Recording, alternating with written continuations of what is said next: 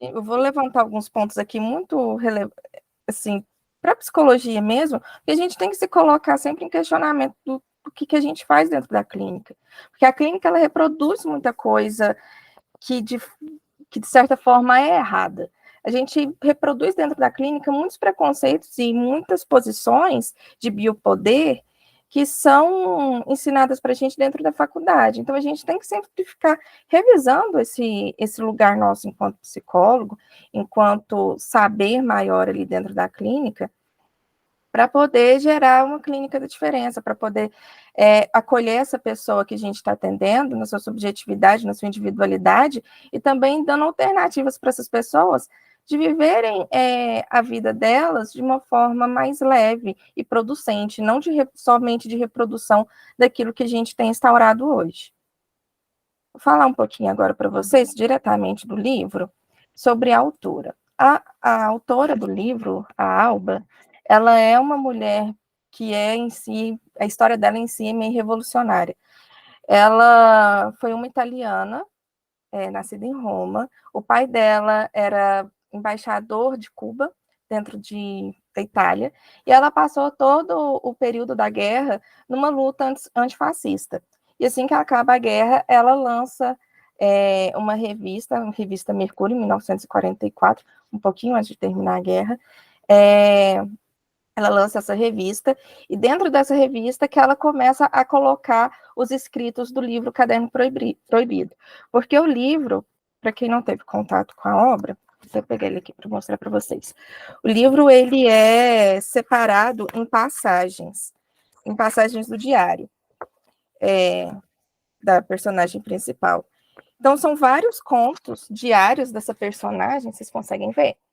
São vários contos dessa personagem falando sobre o cotidiano dela, em relação àquilo que ela estava vivendo naquele momento. E ela vai lançando esses contos dentro da revista dela, e ao final ela reúne todos e fica montado já o livro Caderno Proibido.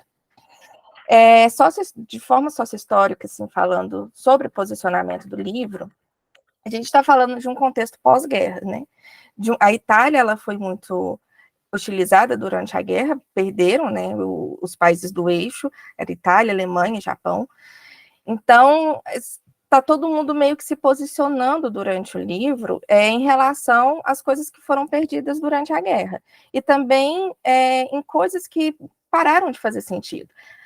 No início do século XX, a gente tinha uma oligarquia muito forte na Europa. Pessoas que não eram voltadas para a industrialização burguesa e pela produção do capital através de produção fabril, muito fortes. E com o final da guerra, essa oligarquia vai perdendo cada vez mais poder e as coisas em relação à família começam a mudar. Durante a guerra, a mulher começa a ser mais inserida dentro do mercado de trabalho, porque os homens começam a sair das grandes cidades para poder ir lutar. Então, as mulheres são colocadas dentro do mercado de trabalho, e também tem o que fica depois, né? Começa a diminuir a produção, começa a diminuir o poderio de compra. Então, essas mulheres continuam dentro do mercado de trabalho depois que acaba a guerra. E é engraçado que é um uso de um objeto tão simples como um caderno, ele levanta uma discussão muito grande sobre tanto a posição da mulher quanto essa posição da oligarquia dentro daquele cenário que são colocados, né? Eu lembro muito de algumas aulas que eu tive durante a faculdade, quando eu falo sobre esse tipo de revolução, cenários pós-guerras, que a gente sempre conversava sobre como que esses cenários de desvaloração humana, de quando a gente vai tomando consciência do poder que a gente tem dentro do social, eles são muito transformadores. E isso ajuda muito a gente a começar a questionar os nossos lugares. E o uso de um objeto simples, que nem um caderno, ele passa a ser uma máquina de guerrilha, ele passa a ter uma função de questionamento, tanto interno nosso quanto externo, porque a partir dos nossos questionamentos internos, a gente consegue questionar o que está acontecendo no fora também e fazer modificações naquilo que a gente vive. Então, aqui um resumo do livro para vocês. Eu vou dar uma lida aqui, só para pegar algumas ideias principais que eu quero passar. Então, o livro se passa em Roma, a gente já falou sobre todo esse cenário, nos anos posteriores ao fim da Segunda Guerra Mundial, e a Valéria, que é a nossa personagem principal, é uma mulher de classe média, dedicada ao cuidado de sua casa e de seu casamento, de seu marido, de seus filhos, do escritório onde é secretária. Tem duas coisas aqui que eu gostaria de levantar para vocês. O primeiro é a gente destacar o lugar dela enquanto uma mulher de classe média, porque é muito diferente de você falar sobre uma posição de uma mulher branca, classe média, dentro da Europa, da posição de uma mulher preta dentro de uma favela no Brasil. Então, a gente está falando desse lugar do maternário aqui, que a gente é muito privilegiado, né? Que a gente consegue se colocar em certos lugares de questionamento que são muito, muito únicos dessa faixa e que a gente precisaria fazer um recorte muito mais aprofundado para a gente fazer questionamentos muito mais profundos sobre o maternário em si. A gente está falando aqui só sobre em relação ao livro, mas para frente a gente pode até levantar essa questão. E a dedicação ao cuidado. Existe no imaginário popular, que é um dispositivo que vem sendo instaurado e reproduzido em nós há séculos, desde o final da Idade Média, do meio da Idade Média para o colonialismo, até chegar nos dias de hoje. Dessa mulher colocada no lugar de cuidado, um dispositivo de cuidado amoroso no maternar. A mulher, ela é inserida no cuidado até mesmo dentro do mercado de trabalho. A maior parte das profissões que são voltadas ao cuidado são lugares ocupados por mulheres. Então, a gente tem enfermeiras, psicólogas, nutricionistas, sempre nesse lugar feminino, sempre com esse olhar feminino. Eu lembro quando eu entrei na faculdade de psicologia, o susto que a gente leva, porque a maior parte das pessoas dentro da sala são mulheres. A maior parte dos professores são mulheres. A própria profissão de professora, né? Quanto mais criança quanto mais a gente está falando de educação infantil e de ensino fundamental, mais mulheres vão ocupar esses lugares. Os homens estão sempre ocupando lugares quando são mais ou menos nessas carreiras, em relação a professores de faculdade com doutorado, em relação a médicos cirurgiões e não na saúde primária, em relação a nutricionistas que falam sobre a eficácia de um corpo e não sobre alimentação saudável. Então, o homem ele está sempre reproduzindo esse papel no dispositivo de eficácia, e a mulher sempre no dispositivo amoroso, cuidadoso, no materno. O próprio quando a gente tem uma criança, quando a gente tem duas crianças, né? Quando a gente vai colocá-las para brincar, dar objetos para elas brincarem, a menina sempre vai começar com a boneca, com a cozinha, com a casinha, e o menino com o carrinho e com os brinquedinhos de ar, mas sempre reproduzindo esses dispositivos. Então, essa personagem que a gente está falando aqui, a Valéria, ela é uma mulher totalmente voltada e dedicada a esse tipo de cuidado, tanto da sua casa, quanto do seu casamento, do marido, dos filhos, que são 2, já adultos, e do escritório onde ela é secretária. Até quando ela é inserida dentro de um lugar para trabalho, ela é colocada nesse lugar de cuidado, tá? E a trama do livro começa em um domingo comum. Ela sempre acordava no domingo mais cedo, e ela sai para comprar uma cartela de cigarros para o marido, que era o único produto que poderia ser vendido no domingo. Então ela sai, passa numa banca de flores, compra flores para levar para casa, porque ela sempre quer manter sua casa mais bonita possível para as pessoas que habitam lá dentro. E compra o cigarro, e quando ela chega na lojinha, na banquinha onde ela está comprando o cigarro, ela vê uma pilha de cadernos que não poderiam ser vendidos naquele dia. E aí ela implora, pelo amor de Deus, não vende esse caderno, não vou fazer nada de mal com esse caderno. O funcionário cede para ela e ela compra ele e leva para casa e faz ele de diário. E é muito engraçado que quando ela chega em casa e ela toma consciência do que ela fez, gera um sentimento, uma adrenalina, assim, gera um sentimento de ansiedade nela. E é como se ela tivesse que manter esse caderno escondido o tempo todo. Tem até duas passagens que eu vou passar aqui para vocês, que falam justamente sobre isso. Deixa eu passar esse aqui a gente já falou. A primeira inscrição dela. Vocês estão vendo o slide? A primeira inscrição da personagem no diário é se perguntando sobre as mudanças que ela fez e sobre o processo de anulação que ela sofre. Ela não tem lugar onde colocar um diário. Ela não tem lugar onde esconder um diário. As únicas coisas que ela faz, além de cuidado, assim, que ela tem a oportunidade de fazer alguma coisa que as outras pessoas não observam ela, são as contas da casa, a discriminação das contas da casa. Que mesmo assim são cadernos dados promocionais ou cadernos que sobram dos filhos. Então é a primeira vez que ela está entrando em contato com um objeto que foi comprado para ela, voltado aos interesses dela. E a partir disso ela já começa a tomar um pouco de ciência sobre todo o processo de anulação que ela sofreu dentro desses anos em que ela se colocou dentro desse lugar. Ela se colocou não, né? A situação como um todo colocou ela como mãe, né? Então, uma das primeiras coisas que ela fala é sobre esse ser mãe, né? Que a partir do momento que ela é mãe, acontece completamente uma anulação da sua individualidade. Então, ela se pergunta, acabo me perguntando se não comecei a mudar de índole a partir do dia que meu marido passou a me chamar de mamãe. Por conta da relação ali com os filhos, nem o marido mais a chama de Valéria. Nem a único momento que ela consegue ser Valéria é quando ela está na casa dos pais, sem os filhos. Porque aí ela entra num lugar de filha. A mãe dela deixa de ser mãe, deixa de ser mulher, mas ela volta para aquele lugar de ser cuidada, de ser uma pessoa independente daquelas outras pessoas que estão grudadas nela. Então, vem todo esse processo, né, de desmulherificação dela. Porque quando ela se torna mãe, ela deixa de ter desejo, ela deixa de ter nome, ela deixa de ter vontade, ela deixa de ter cansaço. E então ela vive ali em função de cuidado.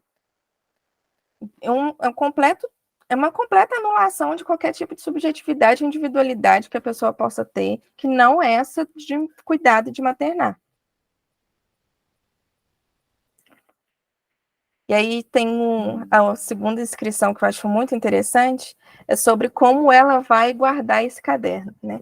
Então, desde o primeiro dia, foi muito difícil mudar o esconderijo o tempo todo. Encontrar lugares onde não fosse logo descoberto. Se fosse achado, Ricardo, que é o filho mais velho dela, usaria para anotações na universidade, e Mirella, a filha mais nova, para escrever o diário que mantém trancado na gaveta. Eu poderia dizer que é meu, ficar com ele, mas ele deveria justificar seu uso. E como justificar um uso, sendo que esse caderno está sendo usado justamente para dar voz a ela, justamente para colocar ela enquanto um ser pensante, um ser desejante. Como que você explica para uma pessoa que não imagina que você tenha desejos, que você tem? E como que você se mantém firme nesse lugar de desejo quando você começa a exprimir ele de uma forma tão frágil? Porque quando a gente começa a tomar consciência dos nossos processos, isso é uma coisa muito interessante em terapia, e quando você começam as revoluções ali, né? Aquelas micro-revoluções que vão acontecendo no cotidiano. Então, sei lá, a pessoa passa a tomar um café da tarde com um amigo ao invés de ficar só dentro de casa. E é sempre nesse lugar de fragilidade, é sempre nesse lugar de culpa, que a gente tem que ir tratando com muito cuidado para que isso seja reforçado, que essa mãe cada vez mais seja encorajada a sair de casa e viver sua vida, que ela seja cada vez mais encorajada a ser mulher, a sentir seus desejos, a sentir suas potências, suas vontades, seus medos, porque senão ela entra de novo dentro daquele processo de anulação, até mesmo dentro da terapia.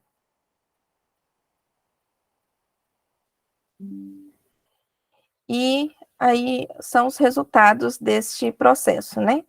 porque ele inicia como um processo muito frágil, é uma exposição de um desejo misturado no misto de medos, e dentro desse espaço de confidência, ela passa a se descobrir. E nesse processo nasce uma possibilidade dela ser outra, diferente daquela que foi condicionada a ser. As escritas em seu caderno levam a personagem a um deslocamento, fazendo-a questionar sua posição, que há muito tempo é restrita de mãe, esposa e dona de casa.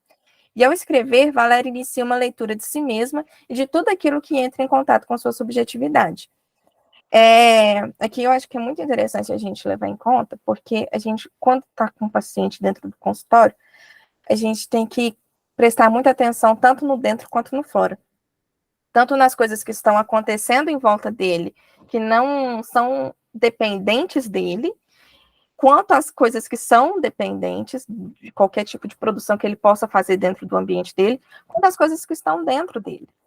Porque a gente, enquanto ser humano, a gente se descobre o mundo e pode também tratar esse mundo com certo maniqueísmo, de transformação, de produção, de novas formas de habitar no mundo, de novas formas de se colocar, de novas formas de produzir. E isso acontece dentro do livro. Tem uma das passagens que eu mais gosto, é quando ela passa a se ver como mulher. Que o marido, por conta da época, né, que a gente já contextualizou aqui no pós-guerra, ele passa muito tempo dentro de uma posição fixa dentro do trabalho, sem conseguir promoção, sem conseguir reajuste de salário, e em certa noite ele consegue uma promoção e consegue aumentar o dinheiro que ele recebe dentro daquilo que ele produz. E aí eles vão falar sobre isso, e ela consegue se observar no espelho quando ela abraça ele.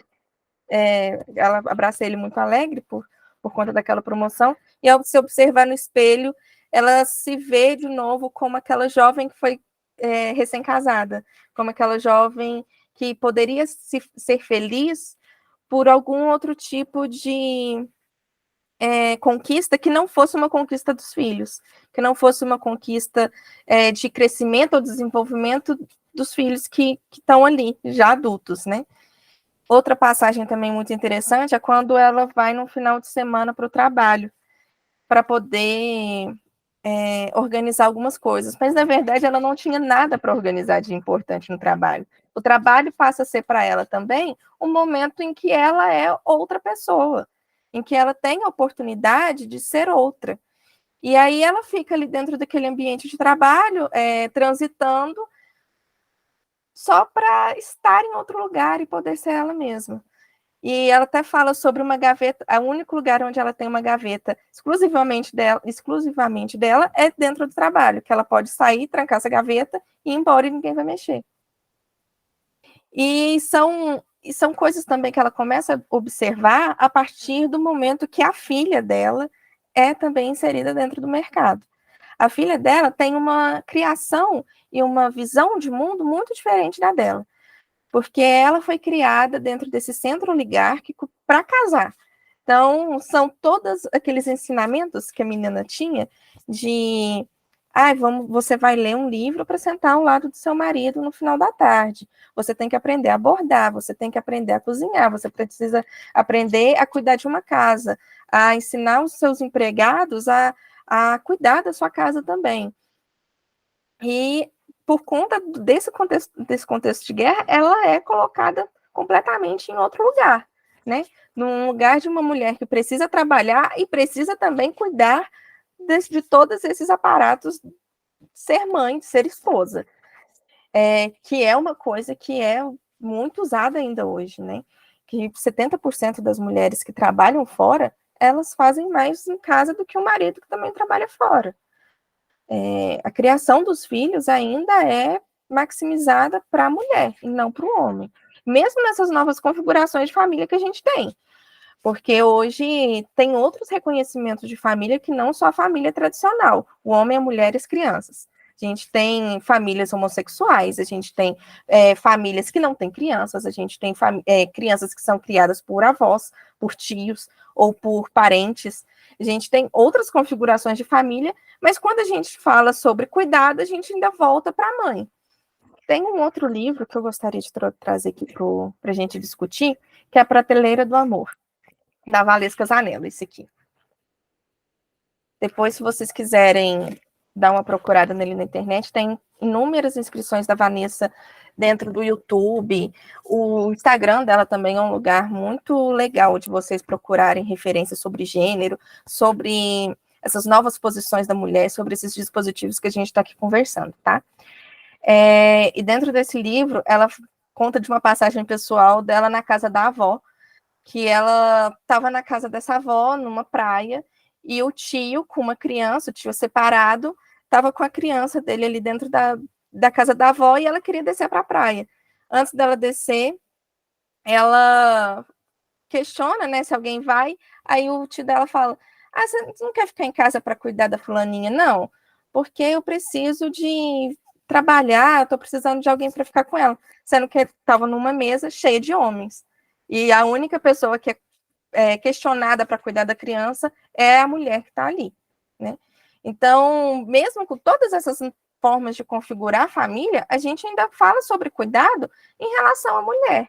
A gente ainda está falando sobre um congelamento de um axioma relacionado a cuidado da mulher. Mesmo quando você não quer ter filhos, você não quer montar uma família, você é questionada disso o tempo todo. Então, a gente tem que sempre questionar esse lugar. Mesmo quando a gente não está nessa posição de mãe, a gente tem que questionar. Porque a partir desse movimento que a gente começa a observar o mundo, a gente consegue fazer algum tipo de mudança, né? A gente começa a levantar esse questionamento, a gente começa a levantar as discussões para, quem sabe, haver mudanças lá na frente, né? Mesmo que não sejam agora, e mesmo que não sejam restritas a nós, que sejam lugares de discussão desse papel. E aí a gente já entra até na ambiguidade do maternar, que a gente já vem conversando desde o início, né? Então, essa ambiguidade do maternar, ela não está centrada na mãe, mas ela está centrada no lugar social que ela ocupa, no que a mulher ocupa. Então, quando a gente fala de uma mulher que ama seus filhos, que ela tem muito carinho por eles, adora cuidar deles, mas ela chega em casa estressada e brava e joga aquilo para cima, essa mulher ela está se colocando num lugar raivoso, ela não está amando aquilo que ela está vivendo. Não é porque você ama uma pessoa, porque que você mantém uma relação de cuidado com aquela pessoa, que você vai ter que manter essa relação de cuidado e de amor o tempo todo, porque a gente sente raiva, a gente sente cansaço, a gente sente inúmeras coisas aí que a gente pode questionar esse lugar amoroso e que tira a gente desse foco, né? E questionar essa ambiguidade no social da mulher, da mãe, é voltar os olhares de uma mulher real. Eu gosto muito de usar o Winnicott quando eu estou falando sobre vínculo materno entre mãe e bebê, porque o Winnicott ele já me ganha quando ele fala sobre a mãe suficientemente boa, porque ela não é uma mãe perfeita. Ela não é uma mãe que tem que fazer de tudo para dar certo. Ela é uma mãe suficientemente boa, que ela vai ocupar um espaço onde ela consegue produzir algo de bom naquilo. Então, é no lugar do possível e não no lugar do perfeito.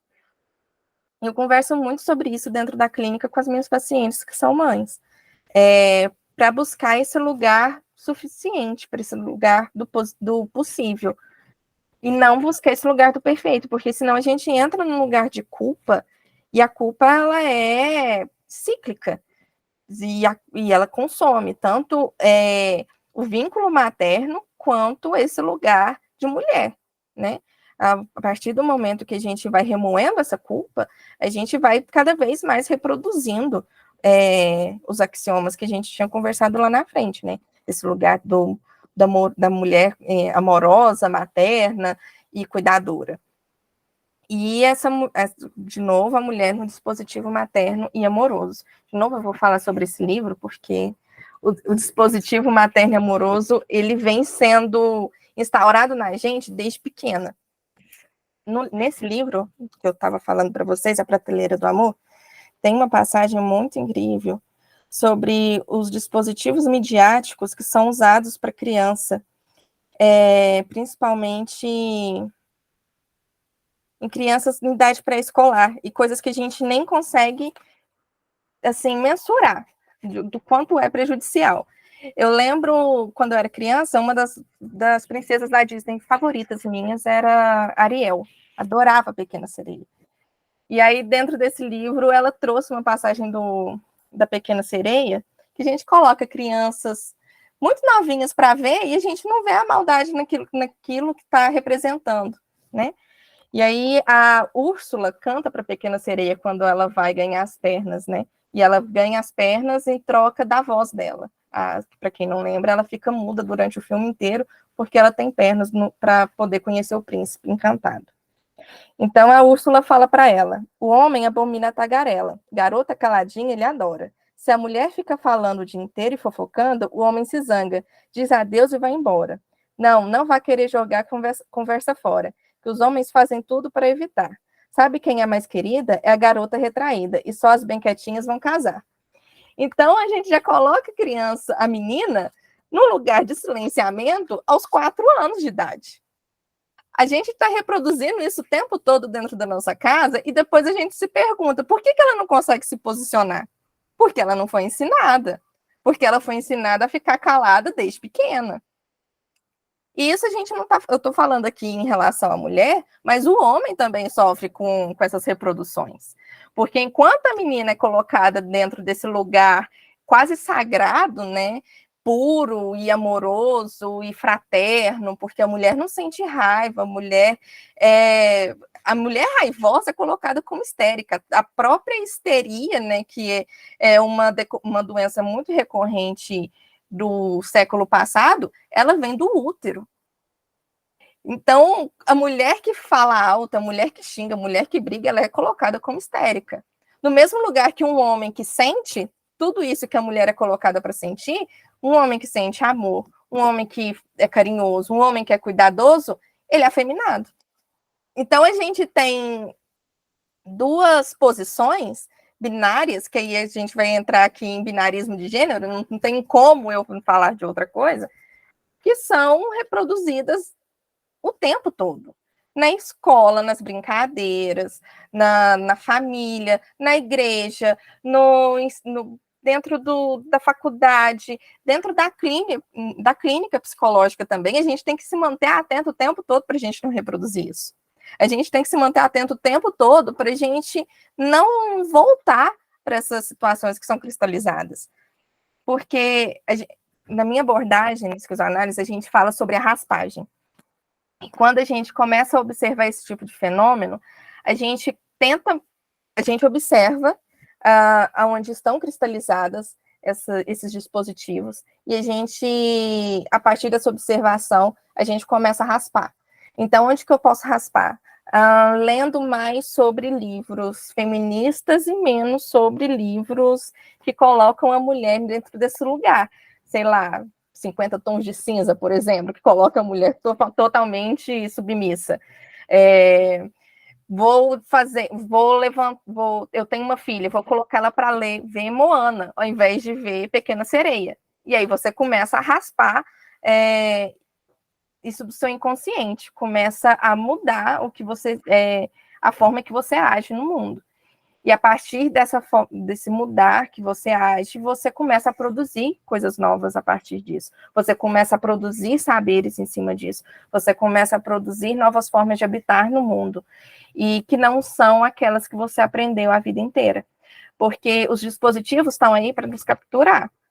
Se a gente começa a observar eles e continua vivendo em cima daquilo, é a gente que está se deixando colocar ali, né? Então, a gente tem que sempre questionar esse lugar nosso. Dentro da clínica, a gente tem que questionar isso muito, né? Quando a gente pega um homem, a gente atende um homem de classe média, e ele sempre está traduzindo o dispositivo de eficácia. Não, porque eu tenho que ser o homem viril, eu tenho que ser o que banca a casa, eu preciso trabalhar o tempo todo para poder bancar minha esposa, meus filhos e tal. E às vezes a gente vai ver a situação do cara e não é essa situação que ele está passando ali para a gente. A mulher dele trabalha, é uma pessoa que está bem colocada no mercado de trabalho, e essa é uma preocupação dele, não é uma preocupação do ambiente dele. Então, a gente serve, o nosso papel como psicólogo também é desmistificar isso um pouco. Claro que não de forma impositiva, mas se a gente levanta esse questionamento e ele é válido, então por que não trabalhar novas formas de produzir desejo e novas formas de produzir vida a partir de outras semióticas e não dessas que a gente fica reproduzindo a vida inteira, né? E aí a gente falar sobre o cuidado em vínculo materno também, que é o que a gente começou a falar lá no início, sobre as visões de Winnicott. Eu ando lendo muito Bion também em relação ao cuidado materno, que eu gosto muito, por mais que ainda seja colocado nesse materno-mãe, né? É muito interessante a forma que ele fala sobre o dispositivo de cuidado enquanto um sonhar. E eu acho que a gente serve também desse dispositivo dentro do consultório, porque a gente, através da terapia, através do vínculo psicoterapêutico, a gente deixa o paciente sonhar, a gente deixa o paciente criar novas realidades, a gente dá arcabouço e dá cuidado suficiente para ele agir no mundo a partir daquilo que ele está criando dentro dessas novas possibilidades que a gente vai criando na clínica. E voltar também às críticas da responsabilidade do saber psicológico e psicanalítico. Eu estou levantando aqui a psicanálise porque, enquanto esquizonalista, a gente questiona muito mais a psicanálise do que qualquer outra abordagem. Mas aqui podem entrar várias outras. E também psicanalítico, porque a psicanálise coloca muito a mãe e a mulher como esse lugar de fundadora da personalidade da criança. Quando a gente pega uma criança, sei lá, que está sendo criada por um casal homossexual de homens, a gente vê uma criança saudável, que tem uma personalidade equilibrada, que produz também no inconsciente, que identifica o outro que tem que consegue desenvolver os três níveis de consciência, inconsciente, subconsciente, consciência, né? E é uma criança criada por 2 homens, não por uma mulher. Então, o dispositivo de cuidado, o dispositivo de criação dessa personalidade, ela não tem que vir pela via materna, propriamente dita. Ela tem que vir por alguém. Ela tem que vir por alguém suficientemente saudável que consiga dar arcabouço para essa criança de se desenvolver. E não por uma mulher. Ela tem que vir por um aparato que não é só o materno, ela tem que vir por um aparato que também tem rede de apoio para essa pessoa conseguir ser mãe. Ela tem que vir por um aparato social, porque só a família não consegue criar uma criança. A gente precisa de mãos do Estado, a gente precisa de mãos da escola, a gente precisa das pessoas que estão em volta dela também auxiliarem nisso.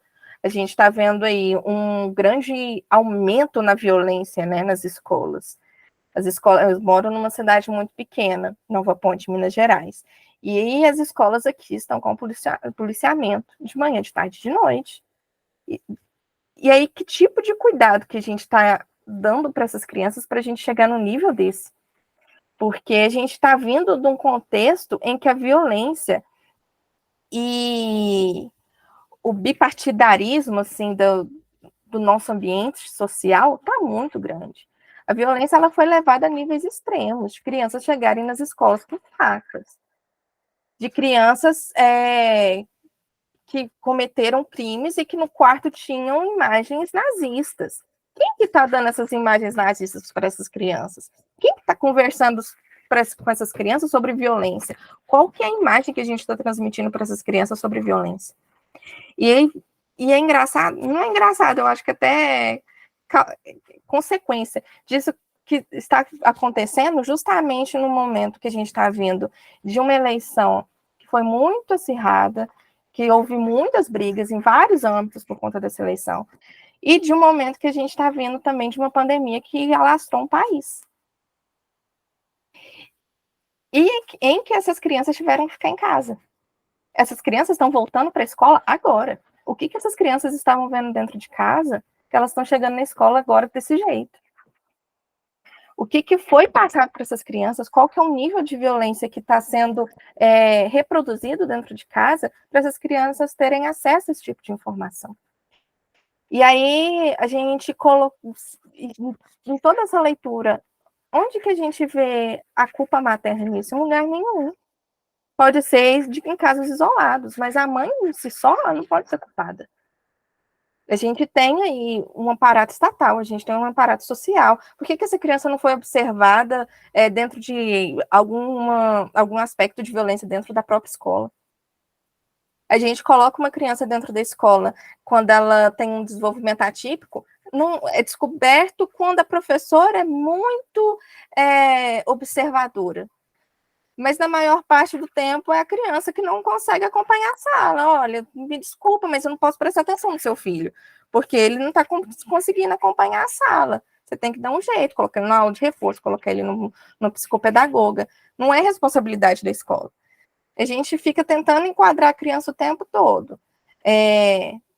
Da mesma forma que a gente fica tentando se enquadrar o tempo todo.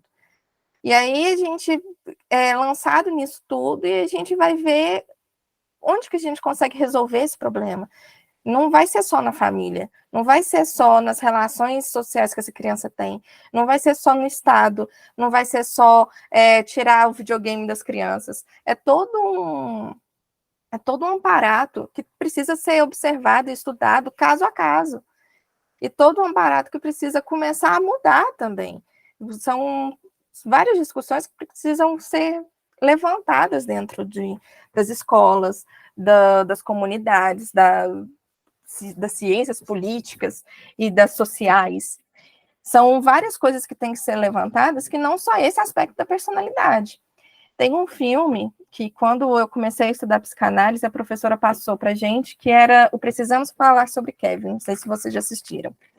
É um filme muito interessante de um psicopata numa escola. Tem uma atriz que eu adoro, que eu esqueci o nome dela. Esqueci o nome dela agora. Mas é um filme sobre como, a partir de um não amor, de uma não aceitação da mãe por aquele filho, porque ela não queria manter a gravidez, ela não queria ficar grávida dentro daquele momento, quem queria ficar grávida, queria ter a criança, era o pai, que se tornou uma pessoa omissa o filme inteiro.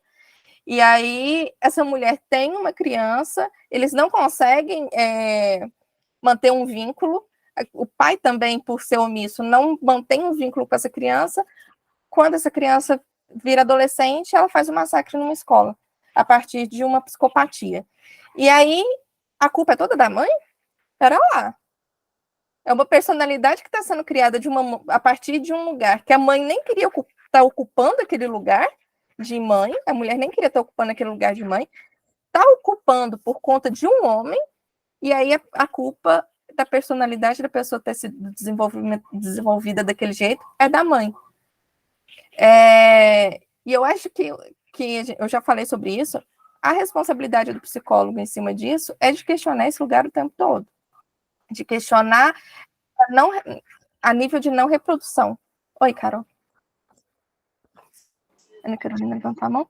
Oi, é uma coisa que sempre acontece, né? Sempre que acontece alguma problemática com os filhos, a culpabilização sempre vai para a mãe. Ai, cadê a mãe dessa criança? Cadê? Por que a mãe não fez isso? Por que a mãe não fez aquilo? Né? As pessoas sempre tendem a julgar e procurar um culpado na mãe, né?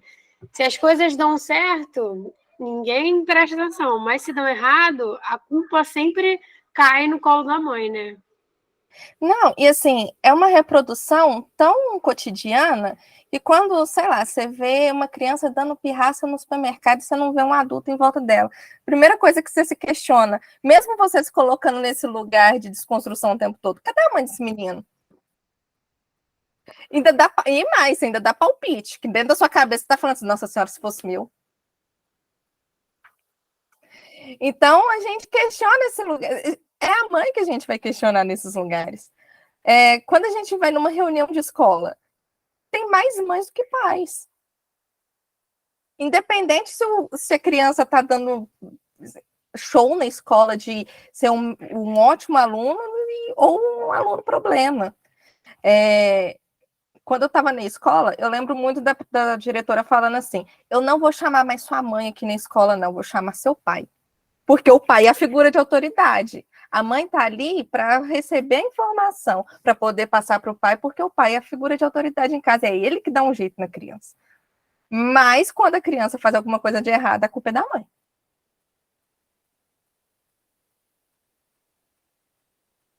E aí a gente vai para essas novas formas, né?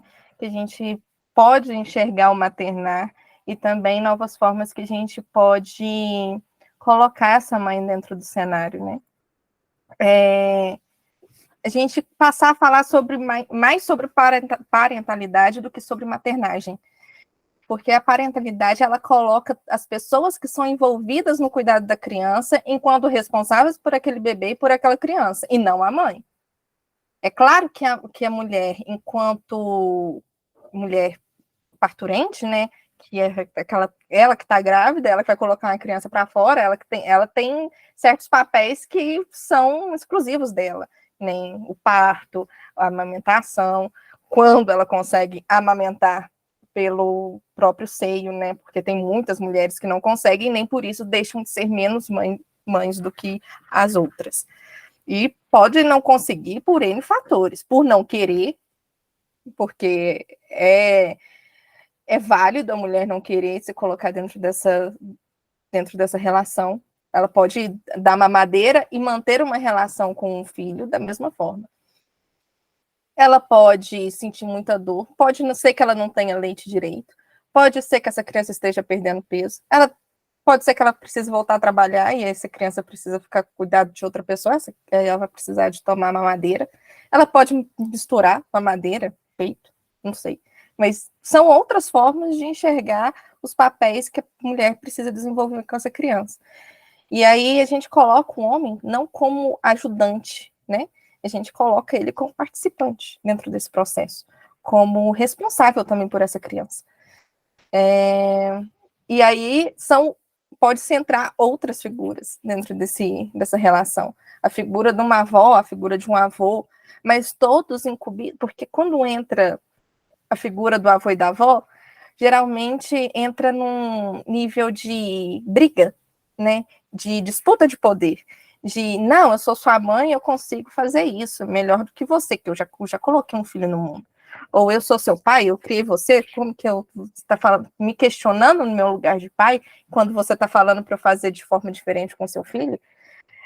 Mas sim, num lugar de adicionar essas pessoas de forma horizontal, em que a conversa aconteça e que o cuidado dessa criança seja realmente compartilhado. E que as coisas que vão ser feitas com essas crianças sejam acordadas e não disputadas. Que se chegue num denominador em que essa criança seja amparada de forma amorosa e não de disputa, de ciúmes e de brigas. Que são formas que a gente tem de rede de apoio também, né?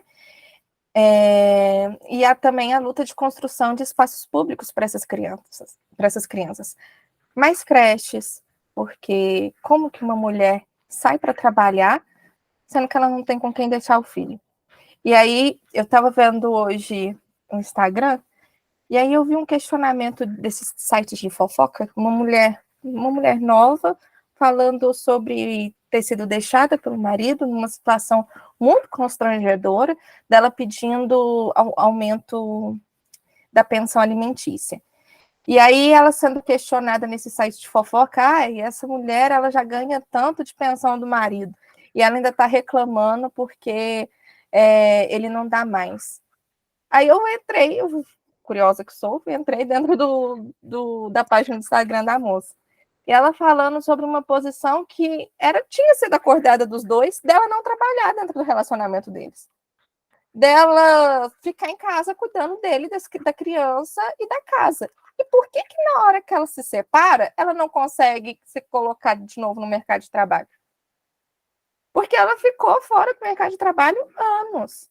E quando você chegar com currículo dentro de uma empresa, mesmo que você tenha formação, se você ficou mais de 6 meses sem trabalhar, você não vai ser colocada num lugar de destaque.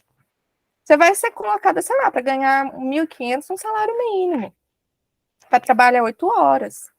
Isso se você conseguir uma posição de um trabalho administrativo, que eu estou falando aqui. Porque muitas dessas mulheres, quando são colocadas de novo, no mercado de trabalho, elas são colocadas porque muita necessidade, principalmente para mulheres de classe mais baixa, e são colocadas dentro de trabalhos que são babás, empregadas, que são trabalhos ainda que carregam muitas heranças da época da escravidão. Então, baixos salários, falta de direitos, falta de descanso, de você deixar o seu filho dentro de casa para poder cuidar do filho de outra pessoa. E aí a gente continua reproduzindo isso de forma constante. E não é culpa das mulheres delas não conseguirem ocupar o mercado de trabalho depois que elas são mães. É culpa de todo um aparato que elas não têm. Como que você vai sair para trabalhar sendo que você não tem uma creche disponível perto da sua casa para colocar sua criança? Como que você vai sair para trabalhar sendo que você, sei lá, a criança está com febre, não tem outra pessoa para levar no médico sem ser você? Pode falar, Lu. Você está com o microfone fechado. Então, Letícia, boa noite, gente. Eu acho que eu vi essa reportagem que você está falando, se foi dessa mãe, né? Eu vou só falar um pouquinho dela, que eu acho que ela estava reclamando, o pessoal estava falando, eu não me ligo muito em sites fofoca, não, mas é por conta do valor. O valor é um valor alto, ela ganha, e ela estava reclamando que não tinha mais dinheiro para comprar frutas, que tinha acabado, enfim. Essa mesma. Eu achei meio que desnecessário mas esse pessoal que vai tudo para a internet ficar falando bobeira. Mas trazendo para esse seu contexto, realmente, foi um acordo, né? Se foi um acordo, né, para que ela ficasse cuidando da criança, é claro que a pessoa deveria dar esse suporte. Aí eu trago para mim. Eu tenho um filho especial, hoje ela tem 27 anos, e eu, durante o tempo que eu não pude trabalhar, né, para cuidar dela, eu não pude, assim, produzir, né, muita coisa. Assim, até poderia fazer alguma coisa, né, se fosse para ficar em casa, mas serviço assim, sair fora de casa seria muito mais complicado. Eu teria que ter uma condição para pagar uma pessoa para ficar com ela. Então, como não tinha, então, com um acordo, que o meu marido entrou comigo e eu cuidava da minha filha. E no momento que ele se aposentou, ele me perguntou: você quer trabalhar ou você quer voltar a estudar? Eu falei: quero voltar a estudar. Aí, eu 40 e alguma coisa, eu voltei para a faculdade e comecei a estudar e estou aqui. Então, assim, é difícil realmente essa questão de você voltar num caso, se eu precisasse, né, trabalhar, ir para o mercado de trabalho com a idade, né, com essa idade, seria muito mais complexo, muito mais difícil, mas graças a Deus eu tive uma rede de suporte, né, que foi ele, né, a condição que ele me deu, que eu não podia nem reclamar muito, porque era o que dava, mas, assim, eu estou me colocando assim na situação diferente da menina, mas que também existe isso, né? Às vezes a gente precisa se abdicar, de deixar de ser aquilo que a gente gostaria até de ser, mas porque existe um fator que a gente não espera, né? Eu fui mãe muito nova, a minha primeira filha, e hoje, assim, que as coisas estão, assim, se ajustando, eu tenho mais essa liberdade de deixar, ela fica com ele, ele faz o meu papel, coisa que é até difícil, né? Que geralmente os pais não ficam, ou eles abandonam, ou eles não fazem esse trabalho todo, e sempre fez. Sempre me deu o suporte, porque sozinha também não ia dar para segurar a onda, mesmo eu ficando em casa, ele sempre me deu suporte. E estamos aí, então, assim, é algo também que a gente tem que dar valor, sabe? Essas mulheres que no caso como eu, né? Ficou esse tempo todo dentro de casa, aí foi para o mundo, foi para a faculdade, né? Comecei a ver assim, uma outra realidade, assim, trazer novos conhecimentos para a minha vida, e tem sido, assim, muito gratificante, muito bom nesse momento, e que a gente possa, assim, valorizar essa questão da mulher também, né? Da mulher estar em busca de novos conhecimentos, de estar voltando aí para esse mundo aí do trabalho também. E assim, eu gosto muito do que você fala sobre essa situação de acordos. Porque realmente, relacionamento é o tempo todo acordo, com filho, sem filho, casado, sem casar. São acordos. E aí, se você chega num acordo com seu marido, que você vai ficar em casa para cuidar dos seus filhos, da sua filha, é um trabalho que você está tendo. O trabalho, ele não é só feito fora de casa, ele é feito dentro de casa também. Porque você tem toda uma rotina e um cansaço também por aquela rotina, que ela é muito válida, é digna. É um trabalho, realmente. E nunca é colocado o trabalho de casa e o cuidar dos filhos como trabalho. Até dentro dessa posição de cuidado que a gente tem dentro do mercado de trabalho, né? Eu gosto, quando a gente entra na faculdade de psicologia, a gente brinca da psicologia por amor. Velho, isso aqui é claro que a gente ama. É bom a gente amar o que a gente faz. Mas é meu trabalho, peraí, eu preciso ser reconhecida, preciso ser paga por aquilo que eu faço.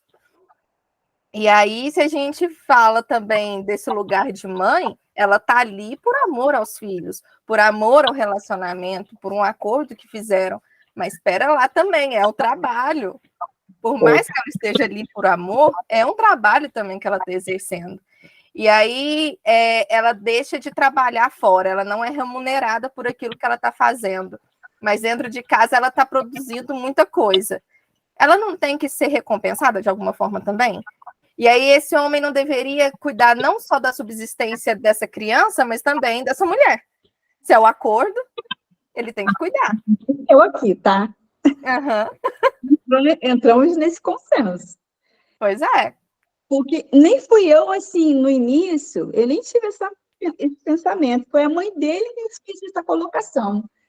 Eu acho que é tão chato a mulher, a mãe dele já trabalhava fora, e tinha independência dela, ela falou, é tão chato uma mulher ficar pedindo dinheiro, um homem para fazer uma unha, fazer um cabelo e tal. A Luciene não trabalha, dá um dinheiro para ela. Foi onde ele foi colocando dinheiro na minha conta para que eu administrasse o dinheiro. Então, assim, foi uma autonomia também para mim, né?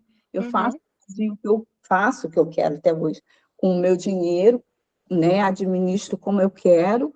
E, assim, foi tudo muito acordado. Então, assim, tem homens e homens, né? Sim. Assim, não é uma pessoa perfeita, como eu também não sou perfeita.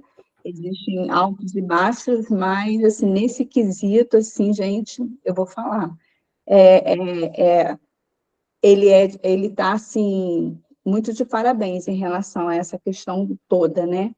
Porque foi complexo, toda a situação, já de saber quando eu estava grávida de 6 meses. Então, assim, já foi um turbilhão de coisas na minha cabeça.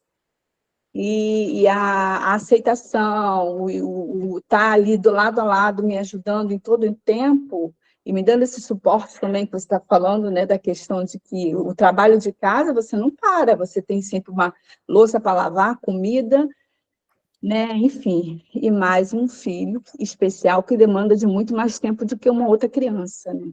Sim. Mas é isso, minha contribuição aí. Desculpa. Obrigada por falar, ainda contar a sua história, uma história muito bonita. E é justamente nesses espaços públicos, tanto na criação das creches, também espaços em que as mulheres possam habitar com seus filhos. Que nem você falou, né, Lu? Sobre uma mulher que precisa cuidar do cabelo, cuidar das unhas, cuidar até do corpo. Hoje, e a mulher é cobrada sobre isso, né? E a primeira coisa, quando um homem, sei lá, trai a mulher depois dela passar por um longo período dentro de casa, cuidando do filho, a primeira desculpa que a sociedade levanta mas também, né? Ela se deixou levar pelo papel dela. Ela ficou tão acabada quando ela teve neném. toda descabelada, com a blusa do prefeito de 1900, lá vai bolinha dentro de casa, e sem fazer a unha, parou de cuidar do corpo. Mas tá, como que essa mulher vai cuidar do corpo, sendo que nos lugares que ela pode ocupar para isso, ela não é bem vista, ela não é bem aceita? Leva uma criança numa academia de manhã.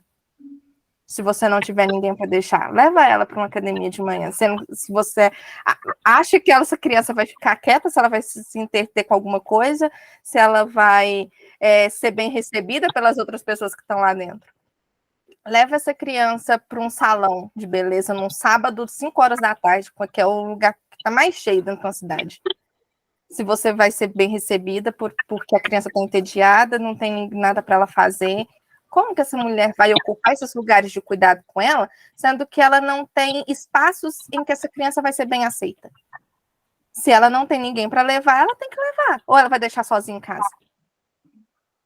Para ela voltar a ser vista como mulher, para ela voltar a se cuidar, ela precisa de um aparato de cuidado também. E essa criança também precisa de um aparato de cuidado, porque enquanto a mãe está se cuidando, ela também está cuidando da criança. Porque uma mãe uma mãe saudável, ela consegue exercer o papel dela da melhor forma possível. Ela consegue realmente ser essa mãe suficientemente boa. E aí a gente fala também sobre as redes de apoio durante o puerpério. O puerpério, a gente sabe que é uma fase mais delicada da mulher, né? E tem muitos atravessamentos sociais dentro do puerpério. E aí, de um querer que essa mulher volte para um corpo magro assim que pariu, de querer que essa mulher se sustente emocionalmente sozinha, mesmo com todas as mudanças que estão acontecendo. E, gente, o puerpério não é só tipo, ai, tá mudando meu corpo, tá mudando, tem uma criança aqui que não me deixa dormir. O puerpério é questão neurológica, é questão biológica, nossa. Porque quando você para, você deposita uma descarga de hormônios muito grande, que a produção diminui durante os primeiros dias de vida da criança. Então, você não consegue ser a pessoa mais feliz do mundo, você não consegue, sei lá, se dar tudo de si, você não consegue ser a pessoa mais animada, você não está no pique para poder fazer todas as ações do seu dia a dia. Você se sente mais cansada, você está com... independente se foi parto normal ou se foi uma cesárea, você pode estar com algum tipo de machucado dentro do seu corpo. Você precisa de um cuidado dentro daquele período também, enquanto mulher, e não só do cuidado voltado para a criança. As políticas de recolocação da mulher no mercado de trabalho também, porque uma mulher que volta a trabalhar, ela sempre é questionada, desde o primeiro momento que ela coloca o pé dentro de uma empresa. Quando ela está fazendo entrevista, a primeira pergunta que vão fazer para ela: ah, mas você tem filho? Com quem que fica a sua criança? Ah, mas se sua filha passar mal, com quem que ela vai ficar? Se você precisar de sair de tarde para levar sua filha em algum lugar, quem que vai buscar sua filha na escola? Já que ela vai ficar na escola, quem vai buscar ela na escola? Ah, você não pode ficar até mais tarde, que você tem que buscar a filha na escola? Peraí, eu preciso que você faça hora isso. Então, como que você vai voltar para o mercado de trabalho, sendo que o mercado de trabalho não está te aceitando? Ele não aceita as especificidades de uma mãe. E aí, para você poder fazer tudo que uma empresa requer de você, você precisa deixar seu filho ou sua filha 24 horas nos cuidados de alguém. E aí, além de você estar dentro de uma empresa agora, você tem que chegar em casa e depois agir com todos aqueles papéis de cuidado que a gente já falou. Cuidar da casa, cuidar do marido, cuidar dos filhos, que é depositado mais na mulher. E a partir disso... Ana Carolina, quer falar? Sim, e aí a gente entra naquele lugar também problemático, né, que é o de crítica também, de novo, diretamente sempre à mãe, à mulher. Por exemplo, se ela trabalha, vai ser criticada que está deixando o filho em casa e não está cuidando. Se ela não trabalha, você não está vivendo, você vai ficar só em casa. Tem toda a escolha que a mulher fizer, ela vem carregada de crítica, né? Uhum. Vem.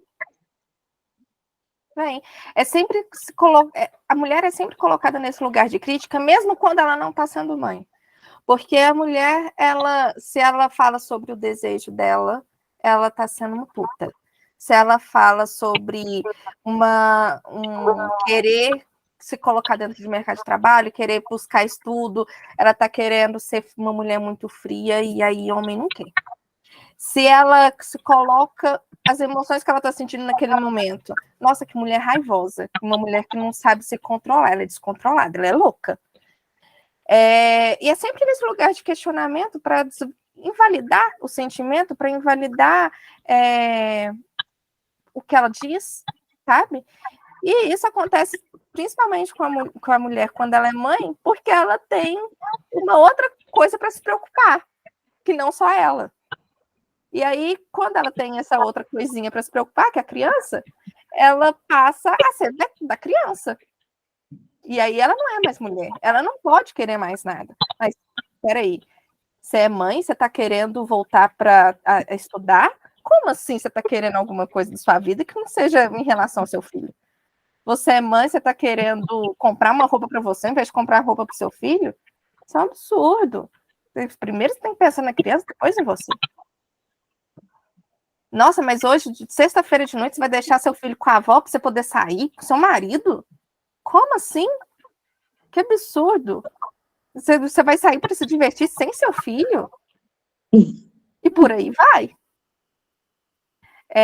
E aí a gente tem a necessidade de desenvolver a escuta e o acolhimento nas necessidades dessa mulher.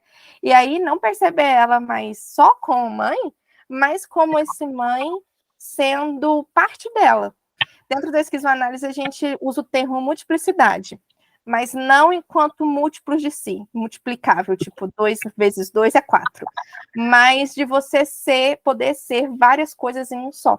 E essas linhas que você vai construindo ao longo da sua vida, de ser mulher, de ser mãe, de ser esposa, de ser estudante, de ser profissional, essas linhas, elas vivem de forma codependente umas das outras, mas elas se desenvolvem sozinhas também. Elas se desenvolvem em outros âmbitos.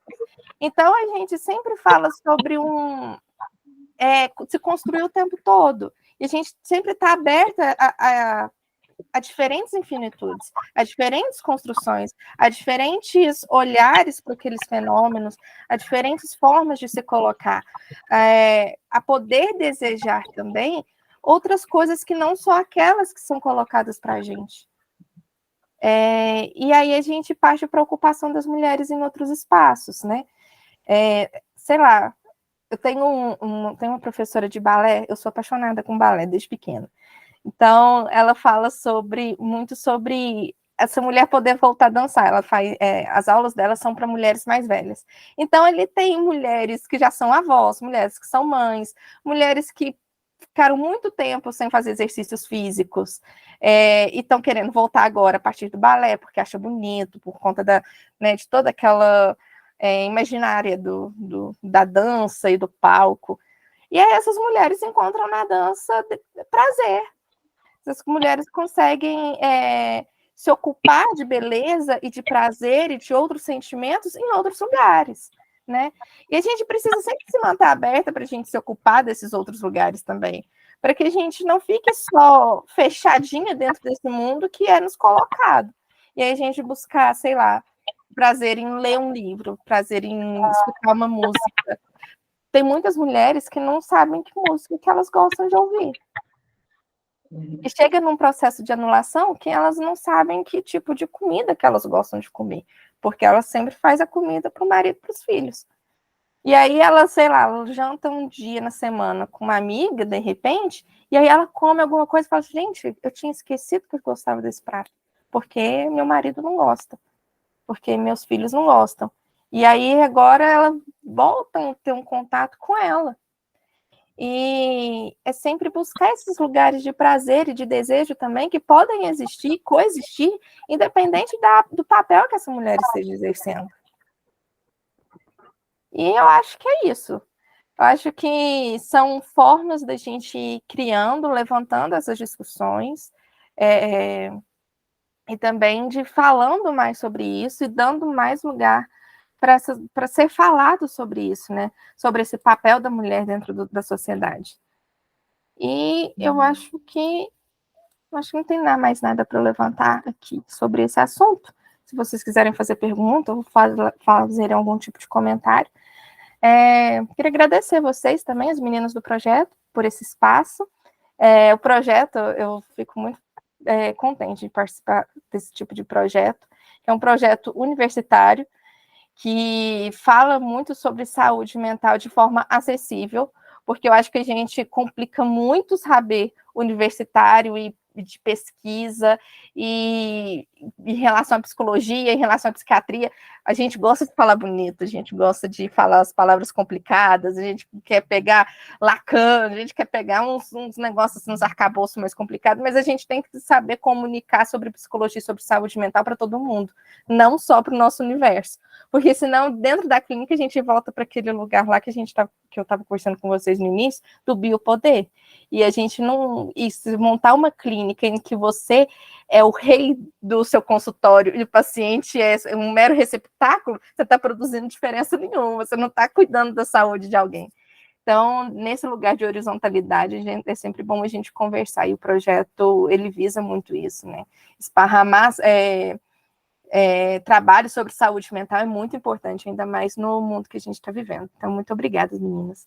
Não só por esse espaço da gente poder apresentar, né, discussões e levantar certos tipos de assunto, mas também nos atendimentos sociais, que são, né, muito válidos aí para tornar mais acessível a psicologia para as pessoas que precisam e não têm, de repente, possibilidade de pagar o valor cheio de uma sessão. Tá? Então, parabéns pelo projeto, muito bom estar aqui. Obrigada, Letícia, pela sua participação. O bate-papo foi muito bom, essa discussão é muito válida, né? E eu achei muito interessante, né? Porque o livro também traz isso, né? Desse lugar, né? Que a Valéria estava, né? De colocar no caderno proibido, né? Que ela fazia essa autorreflexão, essa autoanálise dela mesma, do papel dela como mãe, como mulher, e eu acho que isso é muito importante. A gente está sempre se questionando e questionando esse papel, né, da mulher na sociedade para ir levantando, né, essas desconstruções, né, e esse saber começar a evoluir, né, em prol do feminino, né, para trazer esse lugar para a gente. Eu acho isso muito importante. E, assim, é um livro de uma mulher falando sobre outra mulher, né? Então, é muito verdadeiro as coisas que a Valéria vai colocando no diário. Tem um outro livro também, que aí a gente vai falar sobre esse lugar da mulher, mas também falar sobre um lugar de raça e de gênero e de classe social dentro do nosso país, que é o da Carolina de Jesus, O Quarto de Despejo, que é um livro sensacional, escrito da mesma forma, mas falando sobre as confidências dela dentro daquele mundo que ela vive. Quem quiser ler, vá atrás, é um livro sensacional. Tem até um podcast que está desmistificando esse livro, que chama História Preta, que é muito interessante de vocês lerem. Se vocês gostaram, acho que vocês vão gostar do Quarto de Despejo também, tá?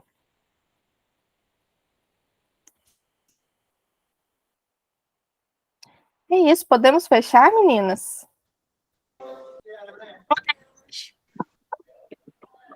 Letícia, muito obrigada. Muito bom, né? O espaço de você ter a fala, poder dar fala, da escuta e trazer isso daí, essa é a intenção do projeto, né? De trazer esse conhecimento para a gente mesmo poder se avaliar sempre, estar se avaliando, estar trazendo autoconhecimento para nós. Eu acho isso muito importante, foi muito bom a sua presença aqui conosco, falando sobre esse papel aí da mulher, né? E que volte mais vezes, tá bom, Letícia? Só chamar. Obrigada. Obrigada.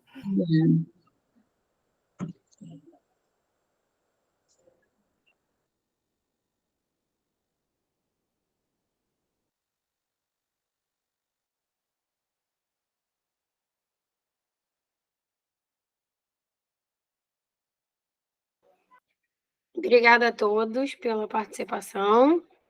Bom feriado e bom final de semana.